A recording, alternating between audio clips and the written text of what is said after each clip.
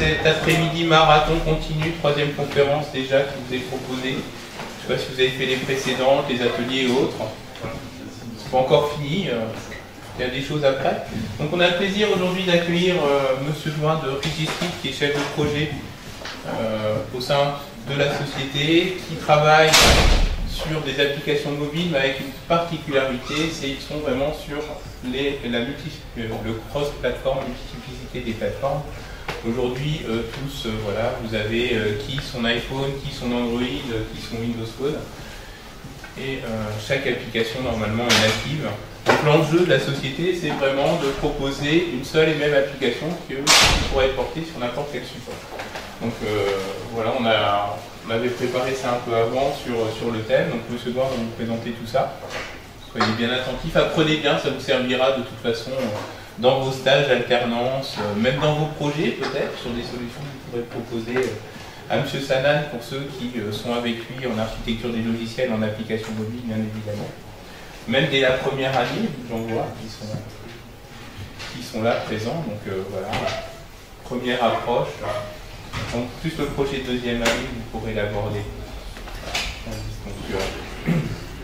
Voilà, bonne conférence à tous. Merci encore. Merci voilà, pour la parole. Et puis, c'est un plaisir de vous accueillir au sein de l'ELTI.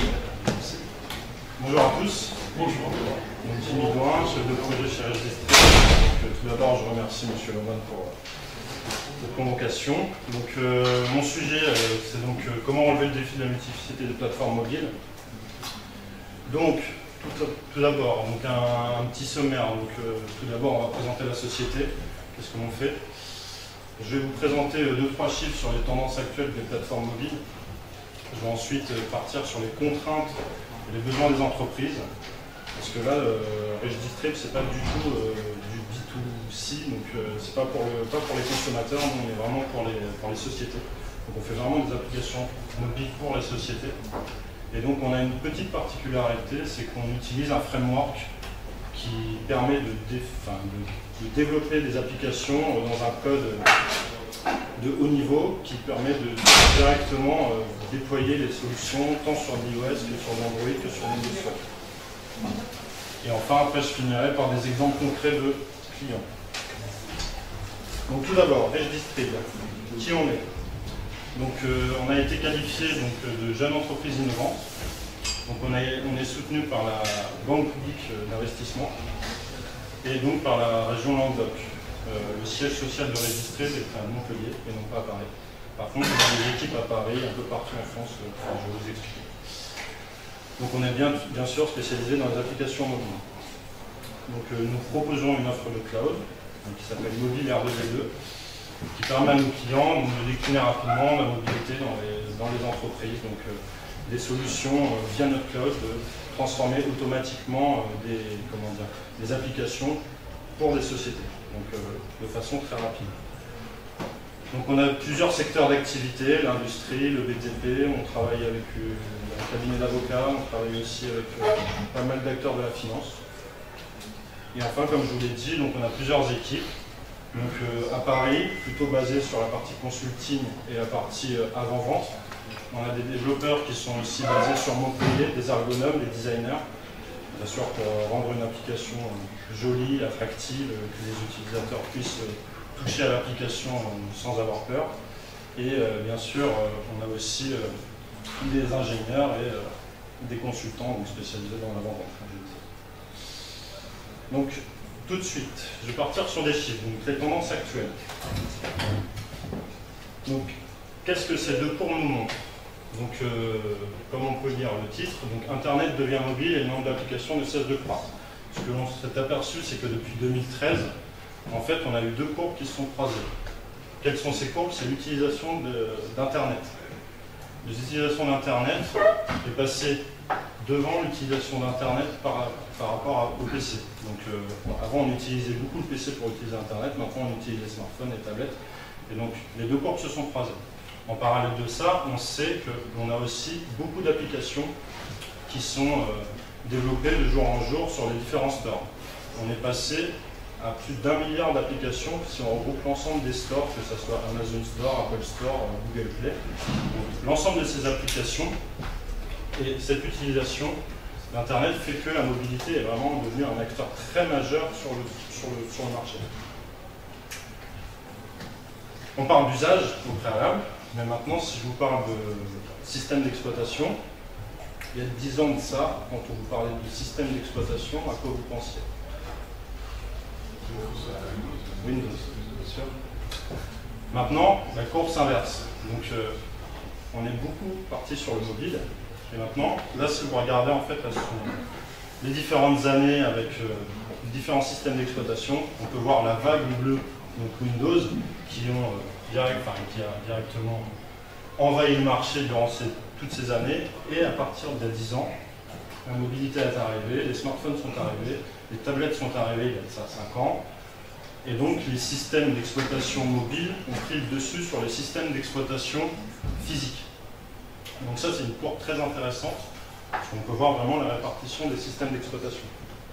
Quand on parle système d'exploitation mobile, bien évidemment, on parle d'une domination bipolaire hégémonique du marché, car on sait très bien que les systèmes d'exploitation majeurs sur le marché sont Android et iOS.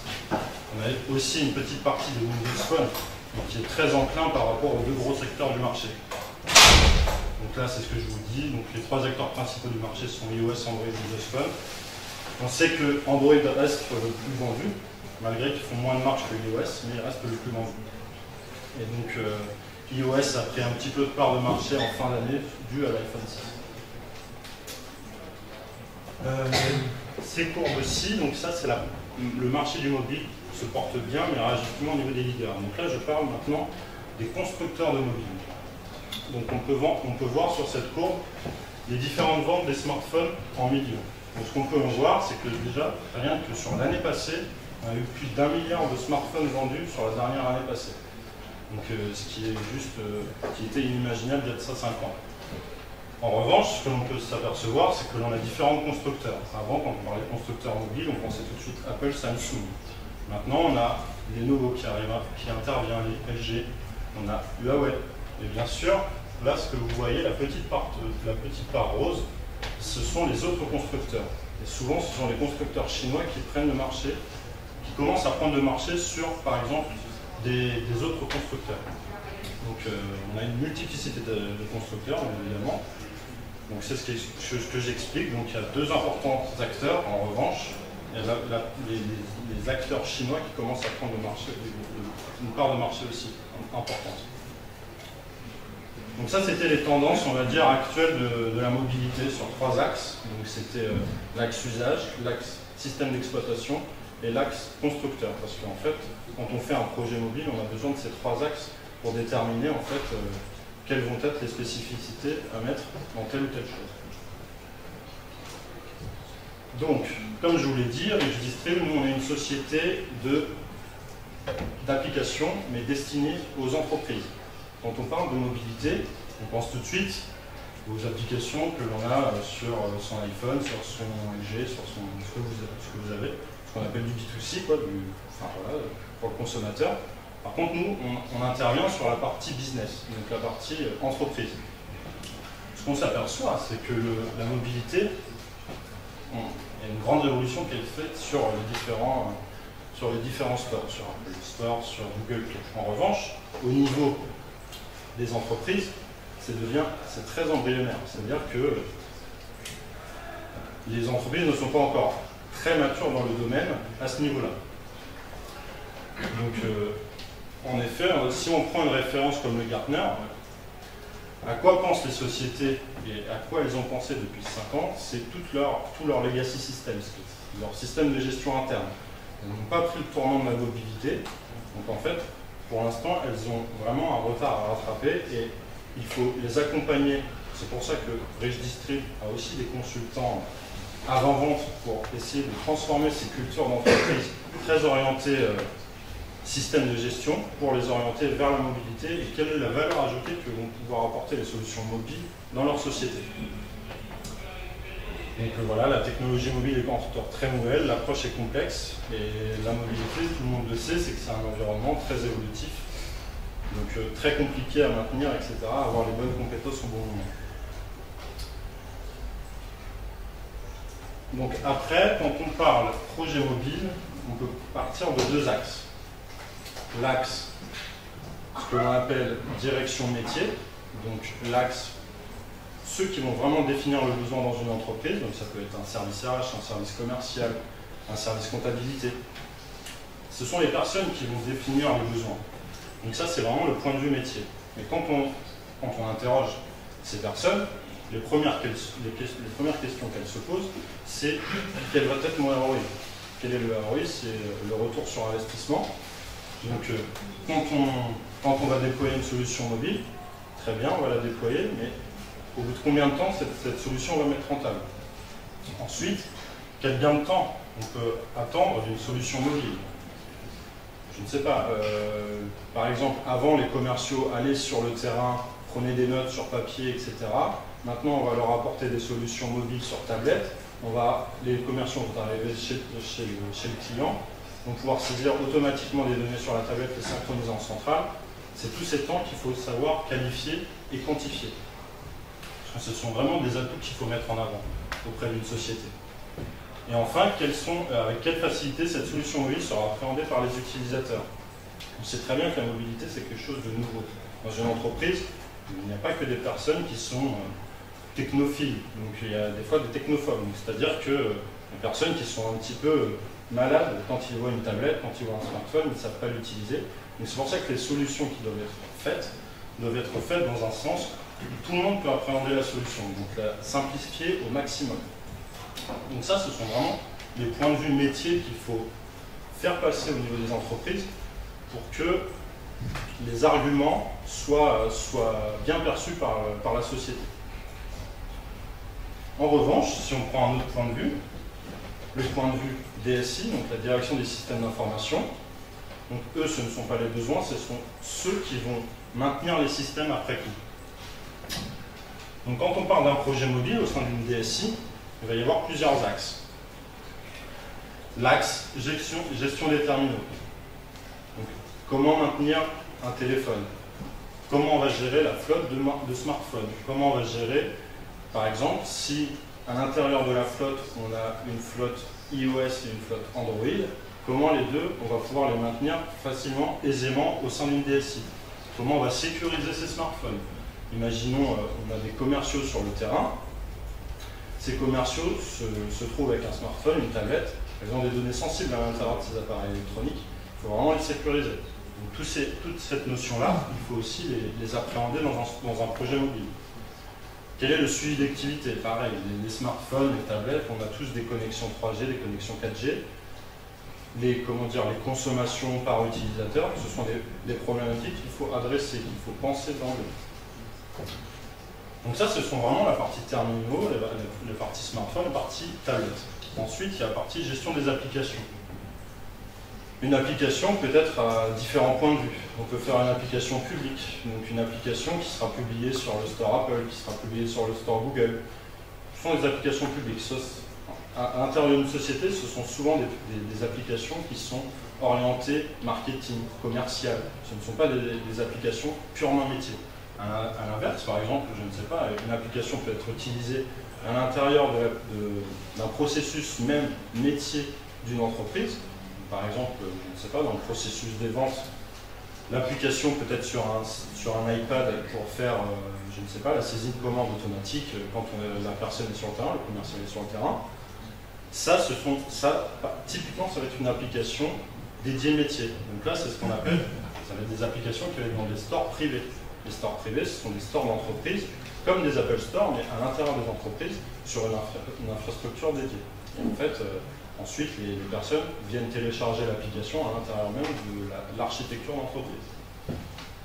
Et bien évidemment, le cycle de vie, c'est pareil. Ça, ce sont des nouvelles solutions. Avant, quand on faisait une mise à jour Windows, etc., il y avait des processus en place des processus qui ont fait ses preuves et qui fonctionnent au jour le jour. Maintenant, les applications mobiles, c'est vraiment nouveau.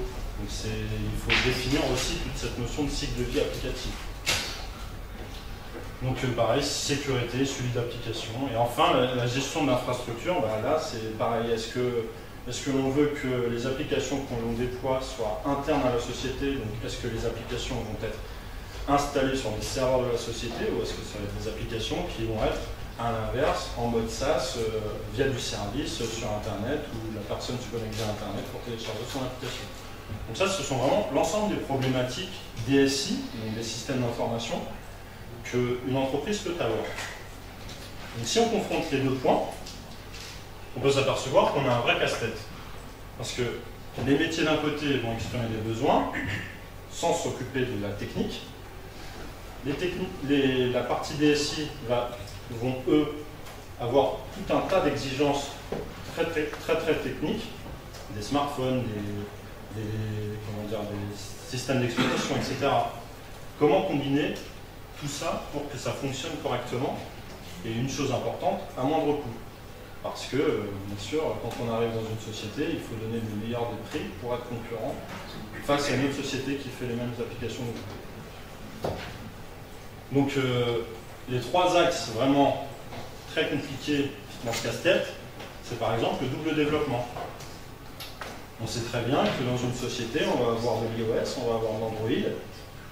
Comment on fait pour développer les deux à moindre coût? Sachant que si on fait du développement natif, il faudra faire tant le développement sur la plateforme iOS et tant le développement sur la partie Android. Ensuite, les différentes résolutions. Imaginons que dans une société, nous avons 5 ou 10 smartphones différents selon les grades au niveau des collaborateurs de la société, etc.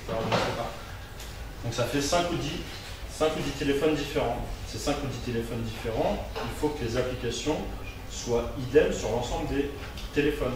C'est-à-dire que sur un Android ou sur un iPhone, en termes de résolution, en termes de, par exemple, un téléphone qui est Full HD, un téléphone qui est en résolution 4 tiers, un téléphone qui est en pays, enfin, il y a plein de caractéristiques comme ça, où, en fait, les différentes résolutions et le format d'appareil nécessitent des adaptations très significatives. Et dans le coût de développement, c'est très important. Enfin, sur Android, là j'ai pris l'exemple à l'intérieur même d'Android, on sait très bien que le comportement d'une application sur un Android qui va être Samsung avec une surcouche Samsung va être différent d'un Android qui va être sur un LG par exemple, où là il n'y a pas de surcouche. Enfin, vous voyez, il y a plusieurs problématiques comme ça qui font que les développements et les coûts de développement sont assez complexes et il faut réussir à jongler pour donner le bon tarif. Donc c'est pour ça que Registream a une petite particularité, c'est que nous utilisons un framework que l'on dit applicatif, orienté développement, pour faire du cross-platform. Je vais vous le présenter tout de suite dans le chapitre suivant. Ça va pour l'instant? On me dira. Alors, les bénéfices et les limitations de l'utilisation d'un framework cross-platform. Alors, qu'est-ce qu'on entend par cross-platform? Comme vous pouvez le voir sur le slide, donc, du cross-platform, c'est typiquement un outil informatique permettant de faire du développement tant sur iPhone que sur Android, mais il pourrait y avoir une troisième brique qui serait Windows Phone. C'est le point majeur de l'intérêt de l'utilisation d'un framework applicatif, c'est qu'on le développe dans un seul et unique langage. Donc on a un langage unique. Quand on connaît ce langage, on va développer avec ce langage, et dès que l'on compile, les compilations sont automatiquement transférées soit sur un iPhone, soit sur un Android, dans le code natif de l'Android ou de l'iPhone. Ce qui veut dire que si on veut générer son IPA pour son iPhone, son APK, etc., on a un seul et même utilitaire, qui est le framework, dans lequel on va générer automatiquement les applications. Ensuite, on sait qu'on a des spécificités qui interviennent tant sur de l'iPhone que sur de l'Android. Dans le développement, on va dire que, je ne sais pas, développer l'ouverture d'un fichier sur iOS va être complètement différent de l'ouverture d'un fichier sur Android. Là, nous, on ne gère pas cette partie-là. C'est le framework qui assure ça. En fait, il y a des fonctionnalités de ce fameux langage unique qui intervient pour réaliser les actions que l'on souhaite. Et enfin, dernier point, et pas des moindres, c'est la facilité dans le rendu. Comme je vous l'ai dit précédemment, c'est que dans les entreprises, quand on arrive, souvent, ils nous disent Là, on ne sait pas encore ce que l'on va prendre en smartphone, on ne sait pas ce que l'on va prendre encore en tablette. Pour nous, c'est très très contraignant parce qu'on ne sait pas sur quoi partir. En revanche, quand on utilise un framework, c'est plus simple parce que les adaptations graphiques sont beaucoup plus souples. Par exemple, à l'intérieur du framework, ce que l'on peut faire, c'est qu'on peut automatiquement configurer, je ne sais pas, le rendu d'un iPad, le rendu d'un Galaxy S4, le rendu d'un iPhone 5. Tout ça, dans le framework, on le configure, automatiquement on voit le rendu. Automatiquement, sans refaire 15 modifications dans le code pour que ça puisse faire joli sur l'application.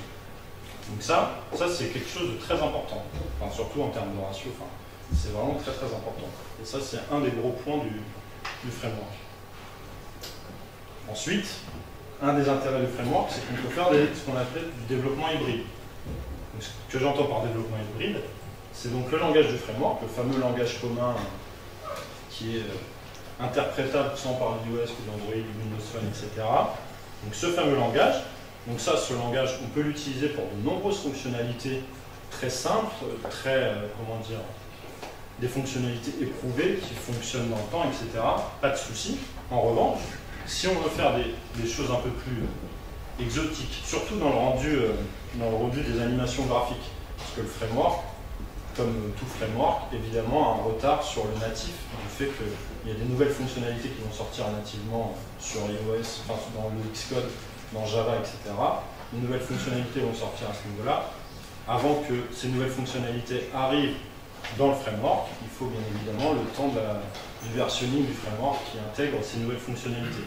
Donc si on veut faire des applications hybrides, un peu avec les deux ensemble, on peut prendre le langage du framework, le langage natif, donc de l'Objective-C, du Java, que l'on intègre directement dans le framework. Et à partir de là, en fait, on peut en déterminer l'application hybride.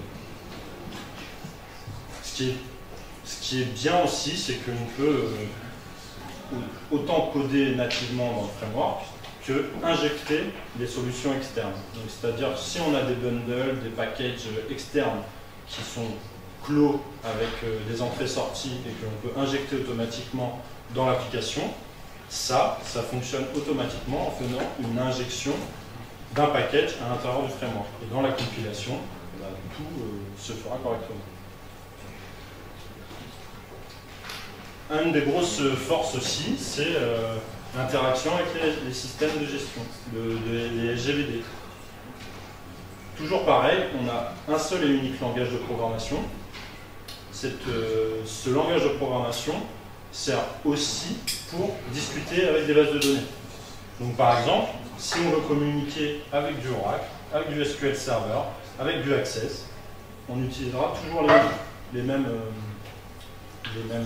fonctions. C'est-à-dire si on veut faire un ajout, un update, n'importe quoi dans la base de données, il y a des fonctions du framework qui font ça. Sauf que si on se plug à un Oracle ou un SQL, ça sera exactement le même code. En revanche, parce que voilà, dans toutes les sociétés, on va dire qu'il y a souvent des dieux de Oracle, des dieux de SQL Server, etc., des personnes qui sont vraiment dédiées pour ça, des vrais DBA. Là, à l'intérieur du framework, on laisse la possibilité de faire du code natif SQL Oracle. Donc, sur tous ces points de vue-là, ça c'est très très important. Parce que typiquement, on peut avoir un client qui va nous dire tiens, pour mon projet, il me faut une interaction avec du SQL Server. On va aller chez un autre client, il fait non, nous on est tout en Oracle. Donc, est-ce qu'on crée deux connexions natives, que ce soit sur iOS, que sur Android, etc. Après, on le déploie sur les deux, ou à l'intérieur du framework, on a tout de suite la connexion qui va bien sur les deux systèmes de SGBD. Ensuite, on utilise simplement les fonctions natives du framework. Enfin, le choix est vite fait. Donc enfin, tout ça pour faire un petit comparatif. Donc là, j'ai fait un comparatif sur différents thèmes des avantages et inconvénients d'un développement via framework cross-platform comme RichDistrib l'a choisi, ou via une application native. Donc premier thème, le design et l'ergonomie. On sait que, comme je vous l'ai dit tout à l'heure, un des gros atouts du framework, c'est la possibilité de faire du multidimensionnement d'appareils. C'est-à-dire, si on est sur un iPad ou un iPhone, automatiquement dans le framework, on va avoir le rendu sans avoir à recoder quelque chose. Donc ça, c'est un des gros points forts. En revanche, comme je vous le dis, au niveau design, ergonomie, nous, on est sur un framework qui est très orienté entreprise. Donc, le but d'une entreprise, les applications, ok, il faut qu'elles soient jolies, mais il faut qu'elles soient très opérationnelles, très correctes au niveau du développement et que rien ne doit pas y avoir un bug. Donc, une des difficultés du framework, ce sont les gestures au niveau des applications. On sait très bien que les nouvelles gestures qui se font sur les applications iPhone, sur les dernières applications de jeux, je ne sais laquelle, on sait très bien que ça, ce sont vraiment des fonctionnalités qui viennent de sortir dans Xcode. Et donc ça, le framework, au moment où on développe, où on installe le framework, on n'a pas ces toutes dernières fonctionnalités parce qu'elles ne sont pas encore injectées dans le framework. Donc c'est pour ça qu'au niveau natif, toutes ces interfaces abouties avec des gestures souhaitées, etc., c'est sûr que si vous orientez une application plutôt sur la partie ergonomique, design, très jolie avec des belles gestures, là c'est sûr que le natif aura un point d'avance. En revanche, l'aspect négatif du natif, c'est que on va faire une très belle appli sur un iPhone. Par contre, si on veut le transposer sur Android, on est obligé de tout refaire. Donc ça, c'est un développement négatif. Ensuite, au niveau des fonctionnalités développement, donc on a vraiment au niveau du framework des grosses fonctionnalités riches avec un seul langage à maîtriser, comme je vous l'ai expliqué. En revanche, on n'a pas accès à certaines fonctions natives. C'est toujours pareil, les problématiques, c'est tant design que fonctionnalité. Certaines fonctionnalités qui vont être nativement un cran d'avance sur le framework, mais en revanche, avec l'ensemble des fonctionnalités qui existent dans le framework, on peut déjà faire de très très belles choses et des choses très opérationnelles pour les entreprises. Donc voilà, sur le natif, le développement avec l'ensemble des fonctionnalités du système, et le moins, code détaillé à chaque plateforme, sa logique. Donc ça, on a une logique sur Xcode, on a une logique dans Java, il faut connaître ensemble, donc qui demande à chaque fois des ressources supplémentaires et donc des coûts supplémentaires.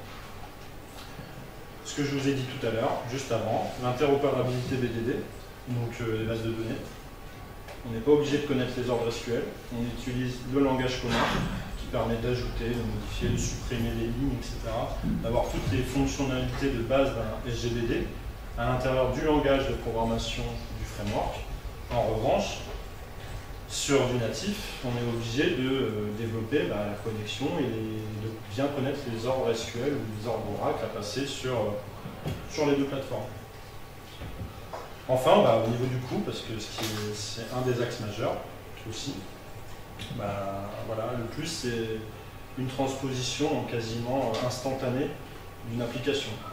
C'est-à-dire que sur une application que l'on va faire chez un client, si ce client au cours du projet va nous dire au final on a bien choisi notre device et on va passer sur Android plutôt que sur iOS, eh bien, grâce au framework, on peut automatiquement, avec quelques détails près bien sûr, il faut quand même adapter un minimum, mais quasiment lui transmettre dans la journée qui suit le même projet mais sur version Android.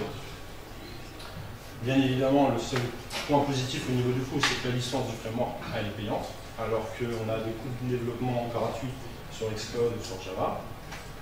Et enfin, au point négatif, si on veut modifier, comme je vous l'ai dit, un projet d'Android vers iOS, on est obligé de redévelopper l'ensemble. Donc voilà les comparatifs à peu près. C'est bon, tout va bien. Vous êtes d'accord avec ce que je dis? C'est pas comme si on était vraiment qualifié par rapport à vous. Non, mais non. Il faut peut-être avoir des avis sur le natif plutôt que sur des...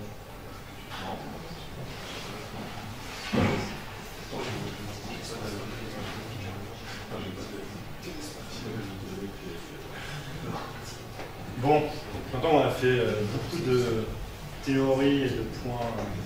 On va parler de vrais exemples que l'on a fait chez des clients. Donc le premier point, donc une application très ludique. Donc Percy Jackson, je ne sais pas si vous connaissez. Ouais, c'est le film qui est sorti, il y a plusieurs tomes en livre, après c'est sorti en film, etc.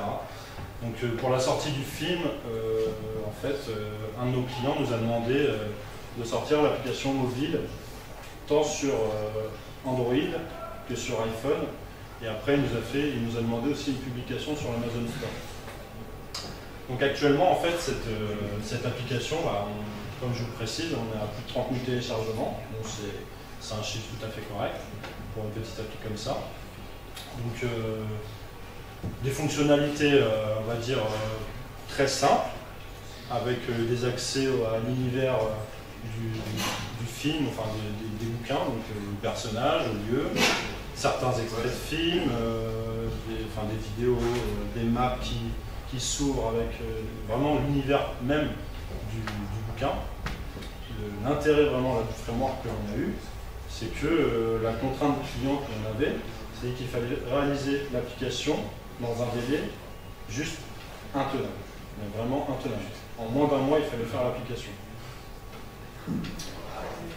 Sur les deux plateformes, je n'ai pas précisé ça, sur les deux plateformes, sur Android et sur iOS.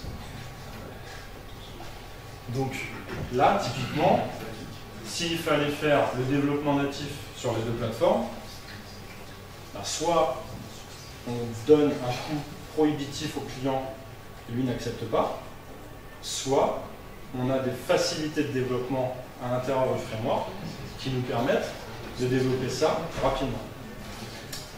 Donc là, c'est sur quoi on est parti. On est vraiment parti sur l'utilisation du framework.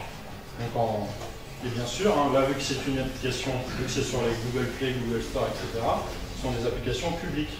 Donc, ce qui veut dire tout device confondu, que ce soit Apple ou Android. Donc avec les problématiques que je vous ai dit précédemment, les problématiques de résolution. Là, à l'intérieur de cette application, la dernière fonctionnalité que l'on aura faite, c'est qu'à l'intérieur de l'application, quand ils veulent se prendre en photo et faire un petit décor autour de la photo lié à l'univers du personnage. Donc ça, typiquement, le développement d'utiliser l'appareil natif du téléphone, etc., qu'on mette un contour joli, etc., ça a demandé du développement. Sauf qu'on l'a fait une seule et unique fois dans le framework. Et au moins, on a gagné du temps à ce niveau-là. Ça, c'est une belle appli que vous pouvez télécharger dessus. Ensuite, alors là, c'est beaucoup plus professionnel. Donc là, on a fait une application dédiée à des cabinets d'avocats. Donc, cabinet d'avocats, qu'est-ce qu'il a besoin? En fait, il arrive avec son smartphone chez un client, automatiquement, en fonction de son identifiant, il peut déterminer la fiche d'identité du client, donc où il se trouve, il clique, il est géolocalisé, il peut automatiquement se rendre avec l'itinéraire dans Google Maps. Il peut avoir l'accès aux différentes factures, aux détails de la facture. Et le point vachement important aussi, c'est de pouvoir saisir les temps sur cette application. Donc, par exemple, l'avocat arrive chez un client, dit que ça fait 4 heures qu'il est là, automatiquement la transaction va partir en centrale et automatiquement les honoraires sont calculés derrière. Donc au moins, il y a une rapidité d'exécution et une fluidité de l'information qui est vachement importante. Et là, automatiquement, il a, on va dire, au niveau du téléphone, un périmètre ultra puissant dans sa poche, parce que là, en plus, le point vraiment positif, c'est qu'on est en mode on-offline. C'est-à-dire que ça synchronise le périmètre personnel de l'avocat sur son téléphone. Donc, il y a une base de données locale du téléphone à l'intérieur. Une fois que c'est synchronisé, il a toutes les informations à jour. En revanche, s'il veut faire sur une recherche sur un autre client qui ne fait pas partie de son périmètre à lui, il peut le faire parce qu'il a le mode online, cette fois-ci, où là, il a accès à l'ensemble du périmètre. Déjà, le premier point de complexité qu'on avait à faire au niveau de cette application, c'était la connexion au SI des cabinets d'avocats. Donc eux, ils sont arrivés, ils nous ont dit, nous, on ne fonctionne qu'avec du SQL Server. Très bien, on leur a dit OK. On ne fonctionne qu'avec des procédures stockées, donc à l'intérieur du SQL, vous avez les procédures stockées qui vont bien pour aller interroger les bases de données en fonction de certains paramètres qu'ils nous ont donnés. Et par rapport à ça, on va nous synchroniser et obtenir l'ensemble des informations sur le téléphone. Donc ça, c'était déjà un gros point. Ensuite, le deuxième gros point, c'est le mode on-offline.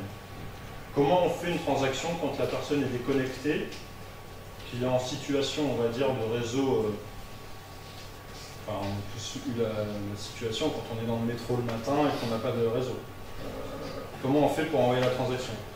Là, en fait, on a été obligé de développer, si vous voulez, une base locale à l'intérieur de l'application permettant de stocker les transactions en cours non synchronisées avec le central. Et ensuite, quand on retrouve du réseau, évidemment, ça repart. Donc ça, tous ces points de complexité-là, on les a eus et on devait le faire tant sur Android que sur iOS. Donc là, imaginez le temps que ça nous aurait pris si on devait le faire sur les deux environnements sans avoir ce framework. Et donc là, on est vraiment, vous voyez, enfin, le design, c'est un design simple, c'est pas un jeu, c'est une application d'entreprise. Donc là, on a un design très simple, qui est épuré, qui reste sympa à regarder, mais qui n'est pas un design que l'on peut voir dans un jeu sur un Apple Store, c'est pas du Candy Crush. Donc voilà. Donc là, vous voyez, le framework, on n'a pas besoin d'avoir une complexité de design ultra puissante. Donc ça, c'était une très belle application qui va être lancée. Donc, sur 1200 AOK, donc ça va faire un beau périmètre. Donc voilà. Troisième application. Alors là, on est sur un autre sujet. Plus chez les avocats, on est dans le BTP. Donc en fait, le BTP, il y a une société qui nous a demandé, en fait, une société d'audit de BTP. En fait, avant, ils arrivaient sur un chantier, ils faisaient l'audit, donc un diagnostic de chantier, et ils faisaient tout papier. Donc ils arrivaient, ils saisissaient dans des formulaires, etc. Nous, la valeur ajoutée qu'on leur a apportée, c'est qu'au lieu de saisir l'ensemble des informations sur papier, ils saisissent via une tablette. Donc là, d'entrée, ils nous ont dit tablette Android. Donc là, on s'est dit, tant mieux, on n'a qu'un truc à développer, c'est que de l'Android, c'est parfait, nickel. Sauf qu'ils nous ont dit après coup. Par contre, on ne connaît pas la version de la tablette. On ne sait pas encore si on va prendre une Galaxy Tab 3 ou un Lenovo. Je dirais, c'est pas grave, c'est de l'Android. Ça va passer. Sauf que, je ne sais pas si vous voyez le dernier écran, ce sont les photos.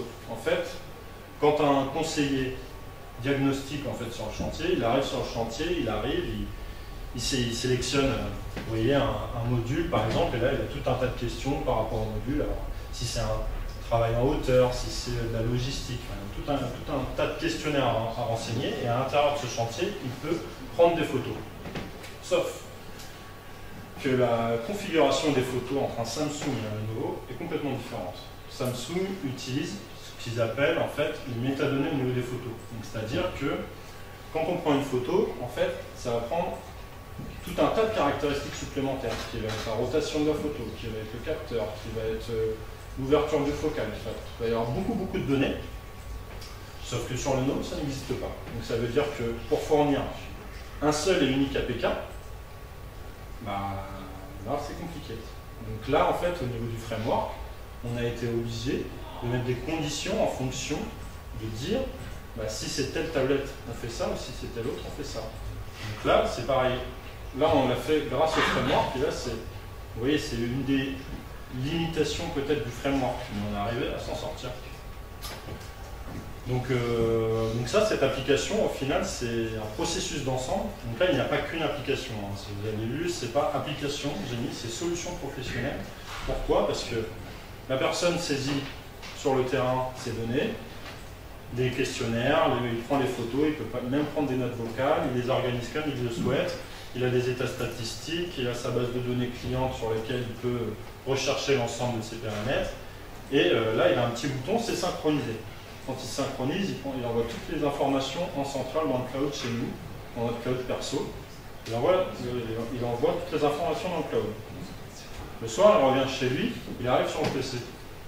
Il a la même application PC, sur son PC, dans lequel, en fait, il va avoir en fait, l'ensemble des informations qu'il a saisies sur le terrain, sur sa tablette, qui vont redescendre automatiquement sur une application PC.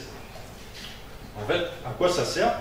C'est que, en fait, avant, quand il saisissait sur le terrain à la vieille méthode papier, etc., il saisissait, il rentrait chez eux, il se mettait sur PowerPoint, il disait voilà le rapport d'audit, voilà les axes d'amélioration, etc. Nous, en fait, ce que l'on a fait, c'est que la personne récupère automatiquement l'ensemble de ses réponses, l'ensemble de ses photos liées à l'ensemble de ses modules. Et là, en fait, à côté, à droite, si vous voyez un aperçu de ce qui va être. Parce qu'au final, la trame, c'est point positif, point négatif, les différentes photos, les différents commentaires que l'on peut mettre. Donc nous, en fait, on a fait une application qui permet de générer automatiquement, en fonction des données, un PowerPoint, sans avoir besoin de relancer PowerPoint. On fait générer PowerPoint, et automatiquement, tous les slides qui ont été créés à l'intérieur de l'application, c'est généré selon un modèle directement dans PowerPoint. Et donc après, en fait, l'intérêt ensuite, c'est de pouvoir resynchroniser ce PowerPoint au niveau de notre cloud, et ensuite ils le récupèrent dans la tablette, et après ils arrivent devant le client avec leur tablette et le rapport de base, et ils peuvent le montrer. C'est pour ça que j'appelle ça une solution, là, parce qu'on n'est plus du tout dans une seule application, il y en a deux. Là, si vous avez vu, on est sur de l'application PC. L'application PC, en quoi on l'a fait? On l'a fait avec le framework, les mêmes frameworks, qui fait l'application mobile, qui fait l'application mobile iOS, qui fait l'application Android, et elle sait aussi faire de l'application PC. Donc c'est le même code. Encore une fois. Donc j'arrive à la fin. Là, c'est 3 recommandations. Donc le cross-platform se prête bien au développement d'applications pour les entreprises en B2B. Ça, c'est bien ce que j'ai dit. Des applications destinées aux entreprises. Pourquoi? Parce qu'on a vraiment un gain de maintenance. Par exemple, voilà, comme je le dis, en fait, la maintenance n'est pas garantie. En fait, avant, si on partait sur un iOS 7.0, je ne sais pas, et qu'on passait sur du 8.0, il fallait faire toute une revue de l'application pour voir si tout était compatible, etc. Enfin, la maintenance était lourde. Là, tout ça, c'est géré par le framework. Automatiquement, dès qu'il y a une nouvelle version qui est mise en cours, automatiquement, toutes les fonctionnalités sont redéployées. Comme je vous l'ai dit, un langage unique, que ce soit sur des smartphones, que ce soit Android, que ce soit iOS, que ce soit Windows Phone, que ce soit PC, parce qu'il y a une application PC, ça sait le faire, que ce soit web aussi, c'est faire aussi le web. Donc c'est vraiment un framework vraiment complet. Donc une bonne intégration avec les SGBD, on n'a pas besoin de connaître les instructions RAC, les instructions SQL, on parle toujours le même langage. Une interopérabilité facilitée avec les legacy systems, donc en fait c'est tous les systèmes de gestion, que ce soit ERP, SAP, etc. Il y a des modules dans lesquels on peut implémenter et pouvoir se plugger facilement à ces outils de gestion. Donc il supporte aussi le monde du PC. Et enfin, même si les fonctionnalités et les frameworks évoluent rapidement, il reste néanmoins moins performant qu'un développement natif pour une approche B2C. Donc si on veut faire vraiment une application très design, très belle, un jeu, etc., là, il y a vraiment des frameworks dédiés jeu. Là, nous, on est parti sur un framework dédié entreprise. Donc c'est vraiment pour être beaucoup plus concurrent au niveau design, quoi. Et donc, dernière fonctionnalité des terminaux, dès qu'il y a une nouvelle version du natif, on les a automatiquement si on fait du natif. Et on peut fluidifier les animations. Donc voilà un peu les deux points de vue. Framework vraiment très orienté business, très orienté entreprise. Framework qui existe, je ne sais pas si vous connaissez, il y a Marmalade qui existe en termes de software, de framework de jeu. Donc là c'est vraiment dédié pour du jeu. Mais nous on n'est pas du tout sur ça. Et voilà, j'arrive à la fin, donc si vous avez des questions. Oui. Je voudrais savoir avec quelle IDE vous développez les différentes applications, si vous avez besoin de Alors, on développe avec les outils PCsoft, si vous connaissez. PCsoft? Ouais.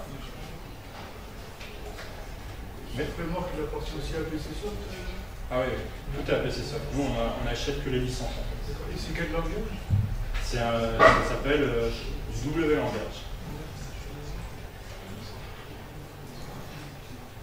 Ouais, ça coûte combien de licences En fait, ça dépend en fait, le périmètre d'achat. C'est-à-dire, ça dépend si vous voulez faire juste du mobile, parce qu'on peut faire exclusivement du mobile. Après, si vous voulez avoir la suite complète, c'est-à-dire mobile plus web plus application PC, là on arrive sur des coûts de licence entre 1500 et 2000 € par utilisateur. Mais c'est très très vite rentabilisé. Par rapport aux gains que l'on fait. Justement, par rapport aux biens, Ouais. c'est une question indiscrète, mais en moyenne, un contrat de genre-là de développer une appli comme ça pour une entreprise, ça rapporte combien? Ça dépend En fait, comme je vous l'ai précisé au début, en fait, il y a différents niveaux de complexité. Tout va dépendre de la complexité. Est-ce que le client va vouloir un OS? Est-ce que le client va avoir 15 tablettes différentes? Est-ce que le client, il va falloir se plugger, qu'il y ait une complexité d'intégration au niveau du SI qui est là? Est-ce que c'est nous qui développons toute la complexité, on va dire, architecture chez nous? Donc nous, ça nous facilite les choses. Il y a tous ces éléments-là qui peuvent intervenir. Mais une application comme ça peut aller, je ne sais pas, de 10 à 100K, je sais pas. Ça peut aller du simple au quadruple. Tout dépend de la complexité. Chaque projet est différent, il faut toujours chiffrer les choses. Et toujours aller très très loin dans le chiffrage pour que justement on puisse pas. On n'essaye pas non plus de mettre de l'argent. D'autres questions? Non.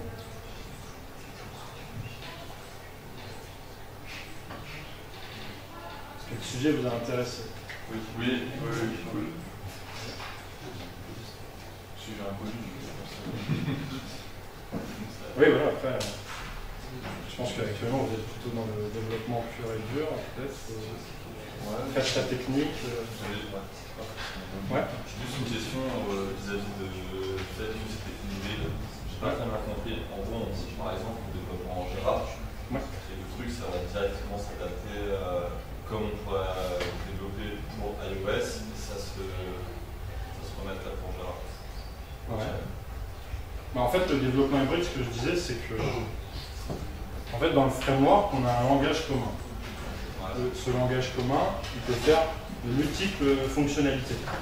Après, le langage natif va simplement être du code additionnel que l'on peut intégrer à l'intérieur du framework pour que dans le projet global, en fait, on ait une partie qui est exclusivement langage framework, une partie exclusivement langage natif pour faire des fonctionnalités très orientées design, par exemple. À l'intérieur de ces fonctionnalités-là, on va mettre vraiment du code Objective-C pour avoir les dernières fonctionnalités. Et après, une fois qu'on a packagé l'ensemble, c'est là qu'on fait l'application hybride. Je ne sais pas si vous voyez. Si, je vois un petit peu.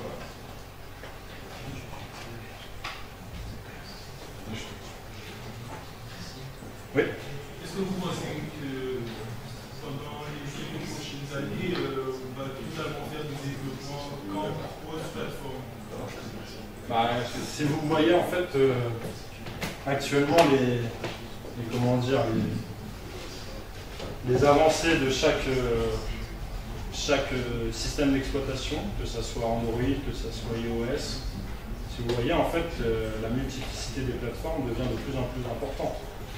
Et surtout au niveau des constructeurs. Je ne sais pas si vous avez vu les derniers Android qui sont sortis avec de chinois, où ils ont fait vraiment une surcouche vraiment développée. On a l'impression d'utiliser un téléphone Android qui est nommé Android, on a l'impression d'utiliser un iPhone.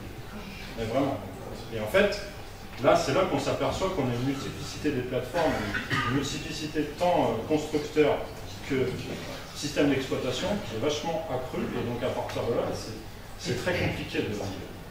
Mais je pense que oui, la multiplicité des plateformes, c'est forcément quelque chose qui va intervenir d'ici les prochaines années. Donc le natif, il va disparaître. Je suis pas sûr, parce que je suis pas sûr que le natif va disparaître, parce qu'on a toujours besoin du natif. Là, vous voyez, le framework qu'on utilise, au final, ce n'est qu'une adaptation des fonctionnalités natives qui existaient au préalable, qui ont été adaptées pour le framework et juste redéveloppées. C'est-à-dire que le natif est toujours nécessaire à la base. En revanche, je pense que pour certaines applications, on ne peut que passer par du natif. Que passer par du natif. Vous voyez je ne sais pas si vous voyez les derniers jeux qui sont sortis, des trucs très très aboutis. Un framework qui excelle tant sur la partie fonctionnalité que sur la partie design, c'est très compliqué à trouver. Et c'est juste impossible, parce qu'il faut forcément, au bout d'un moment, s'orienter dans quelque chose. Soit le fonctionnel, soit le design, soit quelque chose. Les frameworks, c'est difficile d'avoir un framework vraiment global qui contient toutes ces fonctionnalités.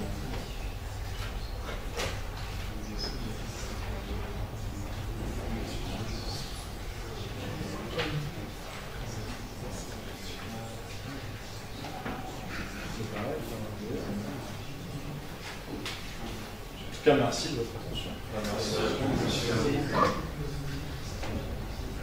Très intéressant de présenter ce que vous faites.